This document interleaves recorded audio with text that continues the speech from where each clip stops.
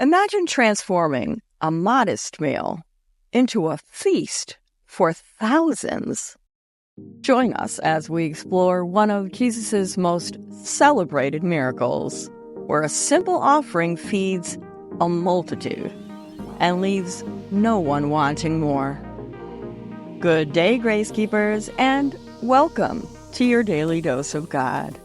I'm Jo, and today we're delving into one of the most profound miracles recorded in the Gospels. We're looking at the story of Jesus feeding 5,000 people with just 5 loaves and 2 fishes, as told in the Gospel of John, chapter 6. This account, penned by the Apostle John around 90 to 95 AD, captures a moment where divine compassion and power meet human need on a grand scale. Written toward the end of the 1st century, during a time of growing Christian persecution, John's Gospel emphasizes Jesus' miraculous powers as signs of his divine nature and authority. Join us as we explore how this miracle teaches us about God's provision and our role in distributing his blessings. John chapter 6, verses 1 through 14. Jesus feeds the 5,000. Sometime after this, Jesus crossed to the far shore of the Sea of Galilee, that is, the Sea of Tiberias.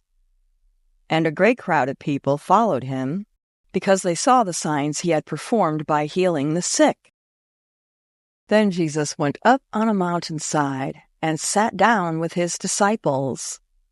The Jewish Passover festival was near. When Jesus looked up and saw a great crowd coming toward him, he said to Philip, "Where shall we buy bread for these people to eat?" He asked this only to test him, for he already had in mind what he was going to do. Philip answered him, "It would take more than half a year's wages to buy enough bread for each one of them to have a bite." Another of his disciples, Andrew, Simon Peter's brother, spoke up. "Here is a boy with 5 small barley loaves and 2 small fish. But how far will they go among so many?" Jesus said, "Have the people sit down." There was plenty of grass in the place, and they sat down. About 5,000 men were there. Jesus then took the loaves, gave thanks, and distributed to those who were seated as much as they wanted. He did the same with the fish. When they had all had enough to eat, he said to his disciples, "Gather the pieces that are left over. Let nothing be wasted." So they gathered them and filled 12 baskets with the pieces of the 5 barley loaves left over by those who had eaten. After the people saw the sign Jesus performed, they began to say, "Surely this is the prophet who is to come into the world." Through a simple yet profound act, the potential to significantly impact others is revealed when we offer what little we have with faith. This encourages us to look beyond apparent limitations and trust in God's ability to multiply our efforts. The disciples' role exemplifies the importance of acting despite doubt. Their willingness to follow Jesus' instructions, despite seeming impracticality, underscores the value of obedience. This narrative also deepens our appreciation of Jesus as more than a provider of physical needs. He is the sustainer of our spirits. His identity as the bread of life invites us to seek sustenance that endures beyond the temporal. Moreover, The gathering and sharing of the meal highlight the integral community aspect within the gospel.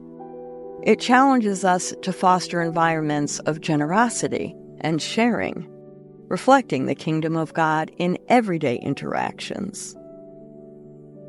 Today's miracle of the loaves and fishes teaches us that any small act of generosity can lead to unexpected abundance.